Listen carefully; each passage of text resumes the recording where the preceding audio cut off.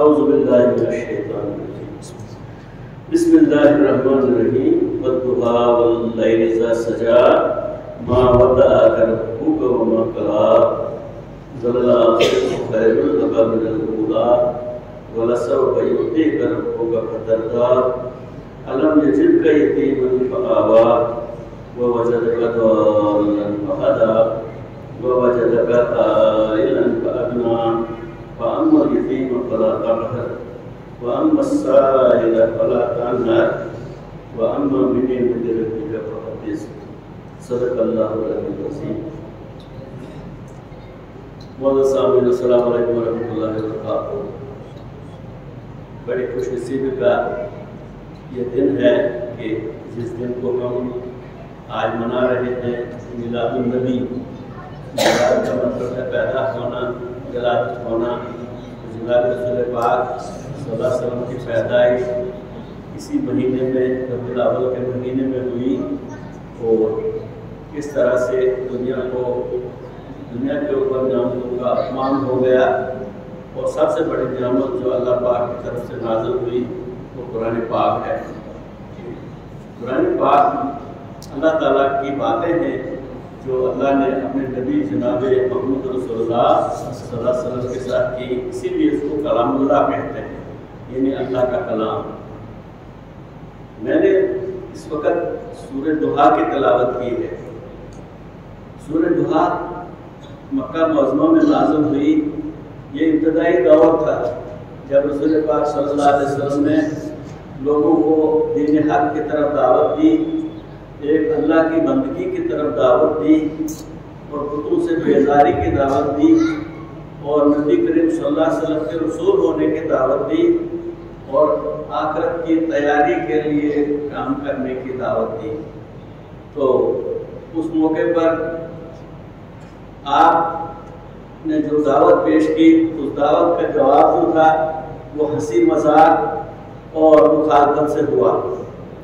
لوگ آپ کی بات ماننے کے لیے تیار نہیں تھے.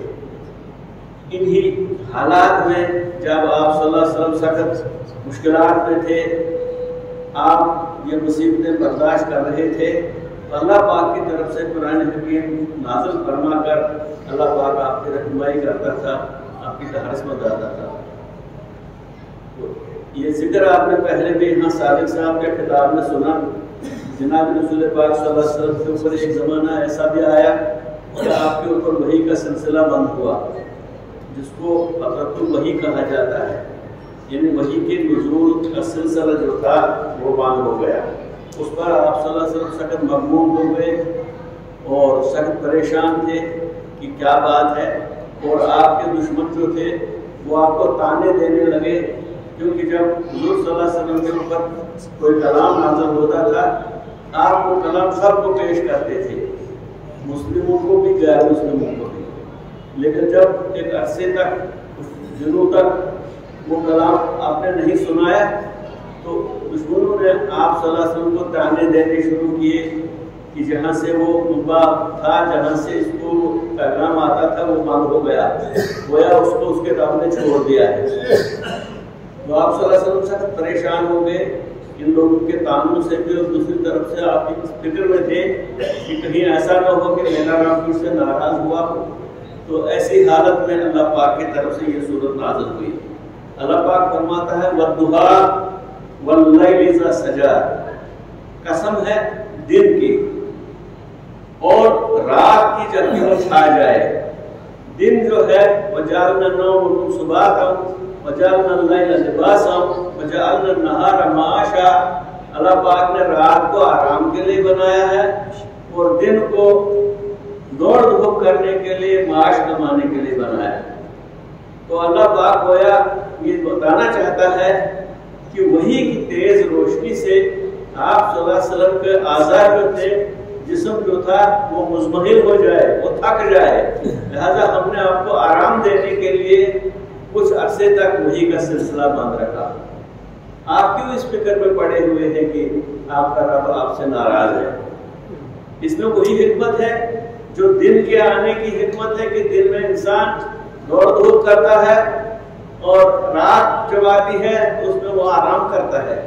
یہاں اللہ پاک فرماتا ہے والضحیٰ دن کی قسم ہے، واللیل اذا سجا اور رات کی قسم ہے جب کہ وہ چھا جائے، ما ودعک ربک وما قلی، تیرے رب نے تجھے نہیں چھوڑ دیا ہے اور نہ وہ تجھ سے ناراض ہوا ہے۔ یہ اللہ پاک کی طرف سے پیغام دیا جا رہا ہے، رسول کریم صلی اللہ علیہ وسلم کو تسلی دی جا رہی ہے کہ آپ کیوں اس فکر میں پڑے ہوئے؟ ایسی بات نہیں ہے کہ آپ کے رب نے آپ کو چھوڑ دیا ہو یا وہ آپ سے ناراض ہو چکا ہو۔ وَلَلْآخِرَةُ خَيْرٌ لَكَ مِنَ الْأُولَىٰ، اور بعد کا دور جو ہے وہ پہلے دور سے بہتر ہے۔ یعنی آج جو حالات ہیں، جن حالات میں سے آپ گزر رہے ہیں، آپ کو ستایا جا رہا ہے، آپ کو تکلیفیں دی جا رہی ہیں، آپ کو گالیاں دی جا رہی ہیں، آپ کو برا بھلا کہا جا رہا ہے، لیکن یہ حالات ہمیشہ ایسا نہیں رہیں گے، بلکہ بعد میں آنے والا دور جو ہوگا وہ اسلام کا ہی دور ہوگا، وہ اسلام کی ہی سربلندی کا دور ہوگا۔ اگرچہ اس وقت دور دور کہیں بھی اس کے امکانات نہیں تھے کہ اسلام میں کبھی غالب آئے گا، لیکن کچھ چند سالوں کے بعد اسلام غالب آ گیا، اور یہ پیشن گوئی پہلے ہی اللہ پاک کی طرف سے دی گئی کہ وَلَلْآخِرَةُ خَيْرٌ لَكَ مِنَ الْأُولَىٰ، آخرت جو ہے تمہارے لیے دنیا سے بہتر ہے۔ یہ دنیا جو ہے، ایک تو یہ کہ یہ حالات ایسے نہیں رہیں گے، حالات بدلیں گے اور اسلام کا ہی بول بالا ہوگا، اور دوسرا مطلب اس کا یہ بھی ہے کہ دنیا جو ہے سبھی کچھ یہ دنیا نہیں ہے، بلکہ سب سے بڑی چیز جو ہے وہ آخرت ہے، آخرت ہی بہتر ہے، اور مومن جو ہے وہ آخرت کی ہی زیادہ تمنا کرتا ہے کہ آخرت میں اس کو کامیابی ملنی چاہیے۔ وَلَسَوْفَ يُؤْتِيكَ رَبُّكَ فَتَرْضَىٰ، اور تیرا رب تجھ کو اتنا دے گا کہ تو راضی ہو جائے گا۔ یعنی اللہ پاک تجھ کو ہمیشہ حمایت میں ہے، وہ تجھ کو دینے کے لیے تیار ہے، صرف تم کو ثابت قدم رہنا ہے کہ جو پیغام تم دے رہے ہو یہ پیغام حق ہے، اسی میں تمام دنیا کی نجات ہے۔ الم یجدک یتیما فآویٰ، اب اللہ پاک اپنے احسان گنا رہا ہے۔ الم یجدک یتیما فآویٰ، کیا ہم نے تم کو اس وقت نہیں پرورش کی جب تم یتیم تھے؟ رسول پاک صلی اللہ علیہ وسلم اپنی ماں کے پیٹ میں تھے کہ باپ کی وفات ہو گئی۔ رسول پاک صلی اللہ علیہ وسلم کے والد صاحب کا نام عبداللہ تھا اور ماں کا نام حضرت بی بی آمنہ تھا۔ آپ بی بی آمنہ کے ہی شکم میں تھے کہ آپ کے والد حضرت عبداللہ کی وفات ہو چکی تھی، اور پھر جب آپ دنیا میں تشریف لائے تو 6 سال کی عمر کو پہنچے تو آپ کی والدہ حضرت بی بی آمنہ بھی دنیا سے رخصت ہو گئی۔ پھر آپ کی پرورش آپ کے دادا حضرت عبد المطلب نے کی، لیکن 8 سال کی عمر کو پہنچے تو دادا کا سایہ بھی سر سے اٹھ گیا۔ پھر آپ کی پرورش آپ کے چچا حضرت ابو طالب نے کی، جو آپ کے چاچا تھے، انہوں نے آپ کی پرورش کی، اور انہی کی پرورش میں آپ پلے بڑھے۔ 40 سال کی عمر کو پہنچے تو تب اللہ پاک کی طرف سے آپ کو نبی بنایا گیا۔ تو یہاں وہ حالات سب کچھ سامنے تھے، اللہ پاک نے فرمایا کہ کیا ایسا نہیں تھا کہ آپ یتیم تھے اور ہم نے آپ کی سرپرستی کی اس وقت؟ جب اس وقت ہم نے تمہاری سرپرستی کی تو اب تم کیوں گھبرائے ہوئے ہو کہ تمہارے رب نے تم کو چھوڑ دیا ہو؟ ایسی بات نہیں، تم ہمارے پہلے سے منظور نظر ہو۔ الم یجدک یتیما فآویٰ ووجدک ضالا فہدیٰ، آپ ناواقف راہ تھے، ہم نے آپ کو راہ دکھائی، ہم نے آپ کو نبوت کے تاج سے سرفراز کیا۔ ووجدک عائلا فاغنیٰ، آپ نادار تھے، ہم نے آپ کو رزق کی فراوانی سے ہمکنار کیا۔ جناب رسول پاک صلی اللہ علیہ وسلم آپ سنتے ہیں، آپ کتابوں میں بھی ہے، اور حضور صلی اللہ علیہ وسلم کی سیرت جو ہے وہاں آپ یہ دیکھتے ہیں کہ رسول پاک صلی اللہ علیہ وسلم اور آپ کے پاک صحابہ کو پاکے لگتے تھے. پاکے اس وجہ سے لگتے تھے کہ آپ نے سب کچھ اسلام کی خدمت کے لیے وقف کر دیا تھا. اور پھر دوسری طرف سے ماحول ایسا تھا کہ آپ کے ساتھیوں کو اس ماحول میں کمانے کے لیے راستے جو تھے وہ بند کیے جاتے تھے. اس طرح سے ان کو سخت مشکلات پیش آتی تھی. اسی لیے ان کو پاکے لگتے تھے کیونکہ نادار تھے. تو اللہ پاک نے فرمایا کہ ایسا بھی ہوا کہ آپ کے پاس کچھ نہیں تھا لیکن اللہ پاک نے اپنے فضل و کرم سے آپ کو دولت سے سرفراز کیا. وَوَجَدَكَ ضَالًّا فَهَدَىٰ وَوَجَدَكَ عَائِلًا فَأَغْنَىٰ وَأَمَّا الْيَتِيمَ فَلَا تَقْهَرْ. بس آپ یتیم کو دھکے مت دیجیے. اس کا مطلب یہ ہے کہ یتیم کے ساتھ نیک سلوک کیجیے کیونکہ آپ خود یتیم پیدا ہوئے ہیں. لہذا یتیموں کے ساتھ نیک سلوک کرنا یہ آپ صلی اللہ علیہ وسلم کو اللہ پاک ہدایت فرما رہا ہے. اصل میں امت کو بات سمجھائی جا رہی ہے کہ معاشرے میں جو کمزور لوگ ہوں، یتیم ہوں، بے کس ہوں، بے سہارا ہوں، ان کی خبر گیری کی جائے. اور اسی لیے مولانا خالی نے یہ منظوم کلام میں لکھا ہے کہ وہ نبیوں میں رحمت لقب پانے والا، مراد غریبوں کی بھر لانے والا، یتیموں کا والی، غلاموں کا مولا، خطا کار سے درگزر کرنے والا. جناب رسول پاک صلی اللہ علیہ وسلم ہر ایک کے ساتھ نیک سلوک کرتے تھے. خصوصاً جن لوگوں کو سوسائٹی میں دھتکارا جاتا تھا جناب رسول پاک صلی اللہ علیہ وسلم کو اپنے سینے سے لگاتے تھے. جن لوگوں کو کوئی اپنے پاس نہیں بیٹھنے دیتا تھا جناب رسول پاک صلی اللہ علیہ وسلم ان کو اپنے ساتھ بٹھا کر ان کے ساتھ کھانا کھاتے تھے. اس طرح سے آپ نے اسلام پھیلایا. اسلام رحمی سے پھیلا ہے، اسلام دوستی سے پھیلا ہے، اسلام انسان دوستی کا اظہار کرنے سے پھیلا ہے. یہاں اللہ پاک فرماتا ہے کہ فَأَمَّا الْيَتِيمَ فَلَا تَقْهَرْ وَأَمَّا السَّائِلَ فَلَا تَنْهَرْ. اور سائل کو جھڑکو نہیں. یہ بھی امت کو ایک سبق سکھایا جا رہا ہے کہ مانگنے والا کوئی بھی ہو، خواہ وہ کسی بھی حالت میں ہو، اگر آپ کے پاس کچھ دینے کے لیے ہے تو آپ اس کو دے دیجئے. اگر آپ اس کو دینا نہیں چاہتے ہیں یا آپ کے پاس نہیں ہے دینے کے لیے تب بھی آپ اس کو جھڑکے نہیں بلکہ نرمی سے اس کو کہہ دیجئے کہ معاف کیجئے، اس وقت نہیں. گویا یہ بھی فرمایا گیا کہ سائل کو مت جھڑکو کیونکہ اللہ پاک دیکھ رہا ہے.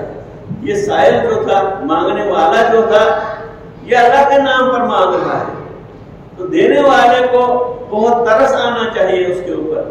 اگرچہ کچھ لٹیرے بھی ہوتے ہیں جو ادھر سے لے کر ادھر اور فضول اسی طرح سے بہانہ بنا کر لوگوں سے لوٹتے ہیں لیکن پھر بھی ان کو برا بھلا کہنے سے منع کیا گیا ہے. وَأَمَّا بِنِعْمَتِ رَبِّكَ فَحَدِّثْ. اور اللہ تعالیٰ کی نعمت کو بیان کرو. سب سے بڑی نعمت اسلام کی نعمت ہے، قرآن کی نعمت ہے، حضور صلی اللہ علیہ وسلم کی سیرت کی نعمت ہے، حضور صلی اللہ علیہ وسلم کے اخلاق اور حضور صلی اللہ علیہ وسلم کی زندگی کے حالات، ان کو بیان کرنا، ان کو سمجھنا، ان کو دوسروں تک پہنچانا، یہ ہم سب کا فرض ہے کیونکہ ہم جناب رسول پاک صلی اللہ علیہ وسلم کے امتی ہیں. ان کے امتی ہونے کی حیثیت سے ہم کو یہ چاہیے کہ یہاں ابھی آپ نے امام صاحب سے بھی سنا کہ سیرت پاک کا مطالعہ کیا جانا چاہیے، کتابیں پڑھنی چاہیے اور سننا چاہیے، پیغام سننا چاہیے. اور قرآن کا پیغام کیا ہے، رسول پاک صلی اللہ علیہ وسلم کی سیرت کیا ہے، ان کے حالات زندگی کیا ہیں، ان سے ہم پوری طرح سے ہم کو واقف ہونا چاہیے. رسول پاک صلی اللہ علیہ وسلم کے جو 4 یار باصفا تھے ان کی زندگی کیسی سبق آموز زندگی تھی. ان میں حضرت ابوبکر صدیق رضی اللہ تعالیٰ عنہ آپ کے پہلے یار تھے. دوسرے یار آپ کے حضرت عمر فاروق رضی اللہ تعالیٰ عنہ تھے. तीसरे थे हजरत उस्मान गनी रज़ी अल्लाह ताला अन्हु, चौथे थे हजरत अली करमल्लाहु ताला वजहू। इस तरह से आपकी साहिबजादियां जो थी और आपकी बीवियां जो थी, जो तमाम मुसलमानों की माएँ हैं, जिनमें हजरत आयशा सिद्दीका रज़ी अल्लाह ताला अन्हा की बहुत सी अहादीस हैं, उनको समझने की हमको जरूरत होनी चाहिए। हम उन चीजों से आंखें मूंद कर जिंदगी बसर कर रहे हैं, हालांकि ये हमारी जिंदगी का एक उसूल होना चाहिए।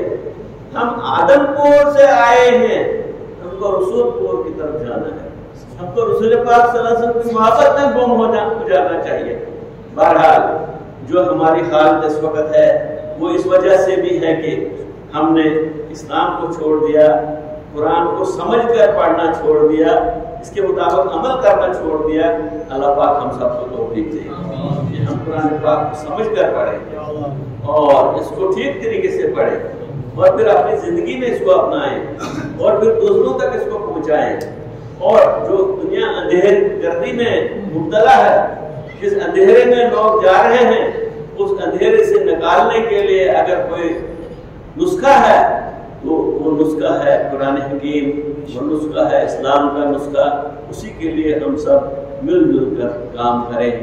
अल्लाह पाक हम सबको इस्लाम पर चलने की तौफीक दे, जनाब रसूल पाक सल्लल्लाहु अलैहि वसल्लम की सिर्फ समझने की और उसके ऊपर अमल करने की तौफीक दे। रब्बना तक़ब्बल मिन्ना इन्नका अंतस समीउल अलीम।